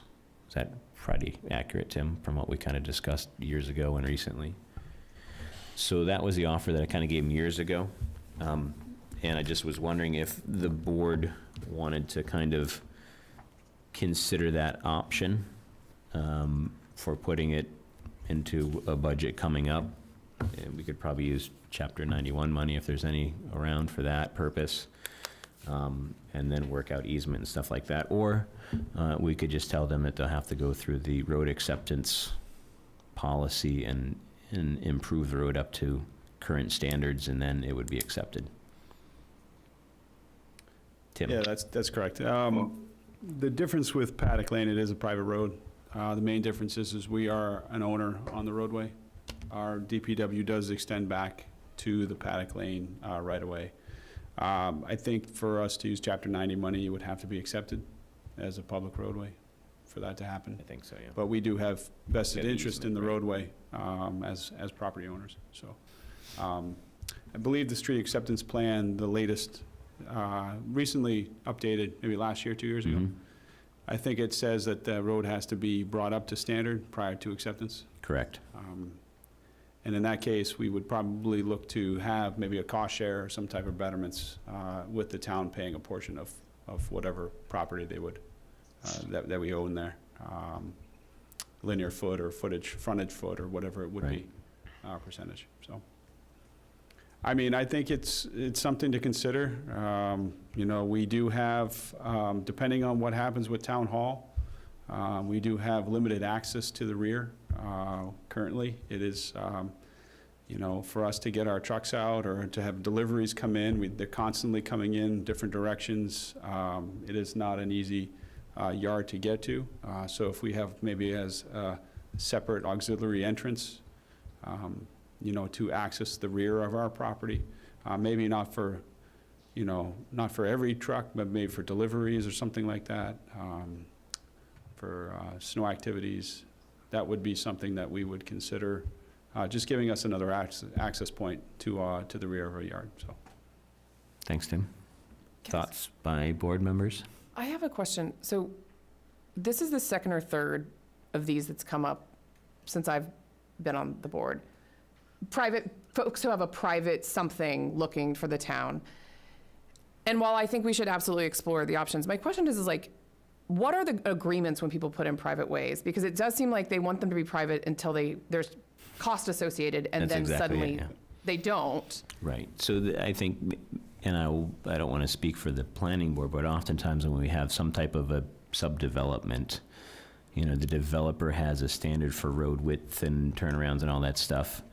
And it's a much lower cost because you don't pave as wide of a road, and it's not the same grade and everything like that we do for town roads. So it's a cheaper option for that developer.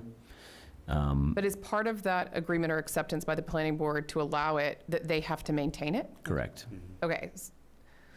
So then I sort of go back to this place of like, whatever the option is, like, there needs to be like a precedent set to me, which is, I don't want to be, vindictive about it, but like, you can't wait till there's a cost and then suddenly make it the problem of the town to pay Right, for and things. that's why we changed the policy. The policy was previously, this last iteration of the road acceptance policy, in my mind, was a little bit Looney Tunes because it had us on the hook for improving the road. But what we did was we switched it to the homeowners to basically get together and agree and bring the road up to our standards, and then we would accept it. It wasn't a guarantee, Yep. but then we would consider accepting it at a town meeting, and because then you're based on plowing costs and different things like that. I mean, they currently get trash removal and stuff on the private ways, but So this one's a little bit different though, because we partially own this road. So we Correct. could consider ourselves like the seventh house or whatever. right, we're a partial owner. We're a of it. partial owner of this road. But it seems like we should still adhere to the process, which I think is what you're suggesting, which is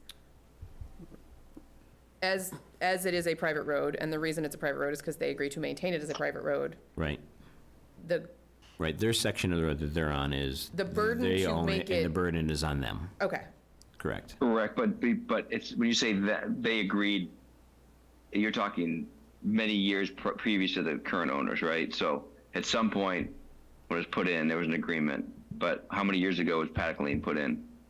Long time ago. Long time ago. 1620. Usually, typically where it's within their deed, it goes with the deed of the property. Yeah, So, and it no- says- Right, but it's not a new. It's been not there a for new- over we- 60 yeah, years. It's not new. I just want to make sure it's clear. This is not some new agreement that was just made. Like, this road's been there for Yeah. 100 years, 50 years. 60, I mean, a long 60 time. plus probably, yeah.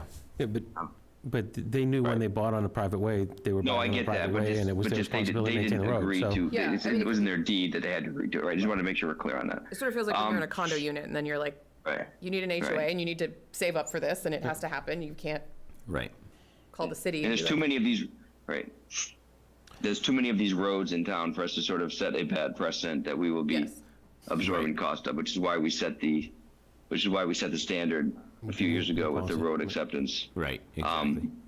Yes, so it's not an individual case by case basis that we want to think about who the residents are and how long they lived there and what the condition of the road. I mean, So is it- unfortunately, you can't govern They like that. But understand the process because we're and part, disagree with it? because we're part owners of the road, I wouldn't have a problem with some sort of something that was in the town's best interest, since we would use the road. But so I'm willing to have that discussion, but I don't want it to Right. be setting a precedent for other.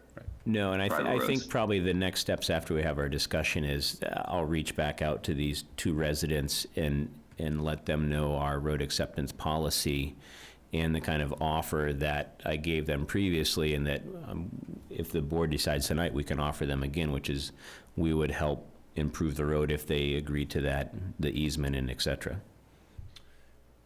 Is it, when you say agree to the easement, I thought it was, it's not an easement we already have? I guess we already. No, if we you- own, we own it. We own to it. the roadway. Easement's the wrong term, I apologize. Yeah. We own the kind of I back think, half of it. I think what Sean's referring to is we don't have any access to it right now. And we would open up access to the rear and then obviously use the roadway for an access point. But they're not actually granting us anything. No, no. So is this a I matter? guess they're agreeing that we can drive our trucks down the road that we've paved for them. But we should be allowed to drive down that road anyway because we are already part owner of that road and therefore we don't have to ask them for permission for that.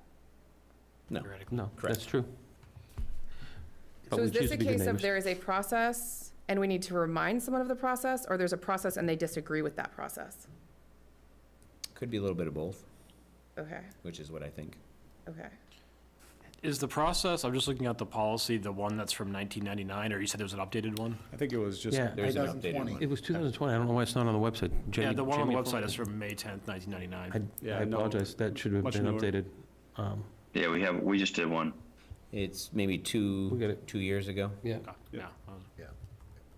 I have- you know, and a lot of these other private roadways, we do, Chapter 90 does give us a certain amount of money per lane mile. But the amount of money that we would get for some of these private roadways that are relatively small and is not, in my opinion, worth the investment.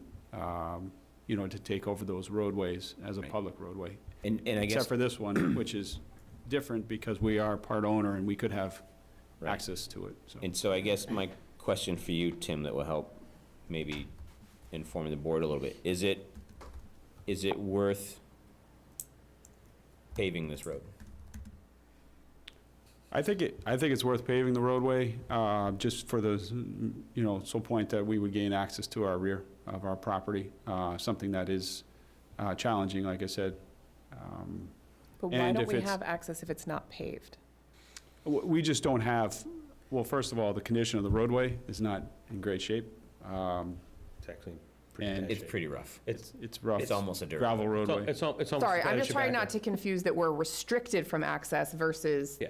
No, we're not- crappy road is, No, we're. we're allowed to drive I think down the we the could- poorly Maybe maintained the better road. question would have been like, is it worth the money to help pave the roadway? Right, Yeah. yeah, there you go. You know, and I don't know, yes, you know, there's challenges with, you know, having a contractor come in. I mean, there's gonna be responsibility on the town, I would say. Maybe that's something we can negotiate as part of the payment, is having the town run the project. Right, and I think something another like that. question to kind of throw in there is, you know, they're talking about a 12-foot wide road, and that is not what we It's would gonna be do. minimum probably 20, 20. 22, 24, Right. something like that, 20. And probably cost the same as the Patton Homestead. Well, that's the other thing that, you know, when it turns into a public job, it's a lot more expensive than Right, private, and it's, you know, private work, if so. it, like, our current road adoption policy would be the homeowners getting together, hiring a contractor to do it for them. But in this instance, it would be a municipal project, you're paying prevailing wage, so you're doubling, tripling the Yeah, cost of the 40%, project.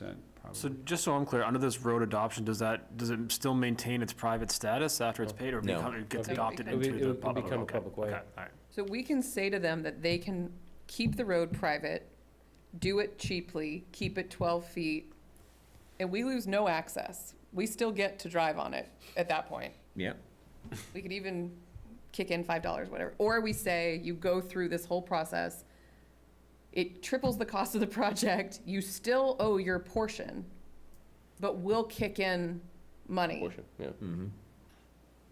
And I guess the end is like, hopefully, they recognize that it's better, they're better off just repaving it in a private way, because it's a private way. yes. That's correct. Okay. Sounds great.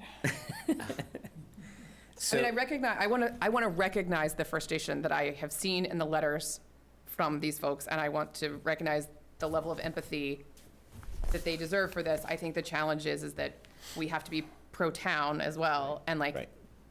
every time a private way suddenly costs money, it can't suddenly become the responsibility of the town. Right, right. And I think that's the crux of it, right? You have the empathy for the residents. At the same time, it's always been a private way. Right. And they just haven't had an HOA or whatever to encumber money and up, you know, I don't think it's been probably even patched in a decade or so. Yeah, and the deeds are funny, because sometimes there'll be individual lots will own a certain, like, say there's 5 houses, they'll own a fifth of the road or whatever. And then some deeds, they'll actually have one lot assigned to it.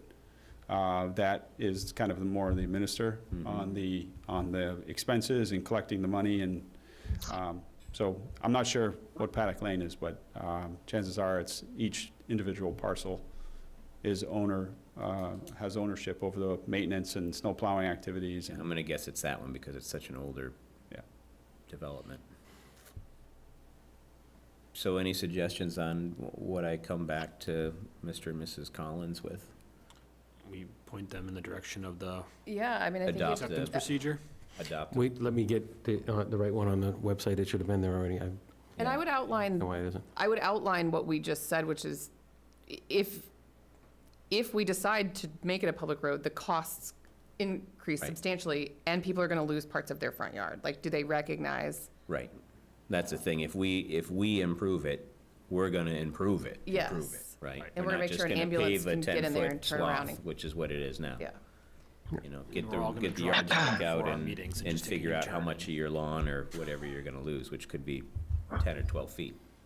Happy to come. Plus a, you know, a whatever curb or whatever the edge of the road would be, shoulder. We can go sit in someone's living room and have coffee and talk through it, but I don't, Yeah. All right. I'll point them in the street acceptance policy and see where that goes. Easy enough. I just wanted to bring it up because I know they've asked a couple times and we haven't responded, so I apologize. Lastly, new business. New business. And you and I talked about new business, but not really new business. which, I know that was kind of vague and confusing, but we had spoke about, Paddock Lane is a perfect example Oh, of yeah. this, where, you know, at the end of the meeting, if we all have new business, we'll bring it up. And obviously, you can always email me if you have something between meetings, but we had thought about, Caroline and I had kind of spitballed the other day, that maybe some of the emails, complaints, et cetera, that we hear, we could address them like this Paddock Lane thing is a new business item and then see if it goes into the agenda. So if you, say, last week got an email about somebody else that wanted their private way accepted or something with trash or something like that, you could bring it up in a new business, and then the public could see that we're responding or at least acknowledging that we're getting this information, or kind of like almost like a ticket system, and then that will kind of run it up the flagpole from there to see if it makes the agenda or we can handle it, Joe can handle it, Yeah, like- whoever can handle it. Like an email corners. yeah, like, Summarize the emails in the week. Yeah. But I mean, we got another one this week from the trash situation, the right? trash. Yeah, Where Yeah, so the question was like, how can we increase transparency and also reduce the anxiety of like, we don't know if one of us has responded to one of the emails, and Joe does his best to like get out as many as he can. So do we just create a sort of laundry list of the things that we receive, and then we don't spend 20 minutes on each item, we literally go through and say, which of these warrants an agenda item versus which one is just an email, and we just sort of do it as a visibility sort, so that folks, the thousands who tune in, have some sort of like record of these things Right. being discussed. I like that idea. right, so we thought it was kind of a way, not that we're not transparent, but a little more showing the folks that we're getting their input and we're trying to address it in whatever way we can. So we can do this for next time, but the two that I've heard this week are, can we get a lighted crosswalk on Asbury, the deaf crosswalk? I don't know the process for that, so if we want to discuss that at a future date. And then the sound ordinance has continued to come in from every available communication avenue that I have. So if we want to add those, maybe, Joe, for consideration for future agenda. Yeah, I think Joe just noted it. Can I ask on the lighted crosswalk on Asbury, where on Asbury, Lower Asbury near the park? Upper Yeah, the Asbury, one right past Patton. Okay. I will say without Willow hyperbole, Street, where it's, Willow's- yeah, Willow and, not the one at 1A, the one that's at Willow. Oh, Yeah. okay. I would say without hyperbole, of the last 20 times I've crossed that crosswalk, 19 they haven't stopped. Yes, 10 I've almost been hit. 1 there was almost a tragic could not accident. agree more. Like- I live I've right almost- there No around that one corner, stops there. and No. I tell my kids eye contact and car stopped You because see the whites of their eyes. because I will say of the 20 years I've lived in my house there, like you said, out of 20 cars, 19 fly by. I literally While you're in the wait for, like, the crosswalk. hand wave of like go by. 'cause It's I've also the almost reason gone- that most people's kids cannot walk to Winthrop Yeah. alone, because no one's sending their kids to that crosswalk right there. Yeah, Is that it's the one right past the tracks? Yeah. Yeah. Yes. yep. Yeah. Right- It's, right- it's, right acro- it's right a- across it goes from- by the condos there, by Willow Street. Yep, Just- there's- I was just gonna say, you just did the ramps when you redid Yeah. the sidewalks on Willow. Yeah. I think there's just too much like mental preoccupation with like the first 2 crosswalks, and then there's a train track, and by the time people get going, they're just Yeah. like, The two most dangerous kind of crosswalks in town are that one, I think it's a close tie between that one and the one on Bay Road across from Connolly's. oh yeah. That one I've almost been hit at Yeah, probably that- 5 or 6 times, almost been killed Yeah. there. The parking issue, I think, is That what- was a parking issue, and it's a state road. We couldn't really do much to change it without the state buying in on that one, so. You'll lose parking spaces. Yeah. I mean, You'd lose those 2 or 3 on that side there in front of Connolly's. So, I mean, if that's what has to happen, Right, we can talk about it. right. I'd rather lose parking spaces than lose people, so, put that on a bumper sticker. right? Could be my next campaign slogan. All right, Pete Buttigieg. What's that? All right, Pete Buttigieg. All right, any other new business? All right, I would entertain a motion to adjourn. I move to adjourn. You moved, good for you. Second by anybody? Second. All right, any discussion? Probably not. We'll start with Bill. William Olson, aye. Caroline Beaulieu, aye. Jamie Knutson, aye. Tom Myers, aye. And Sean Farrell, aye. Thank you, everybody, for joining us.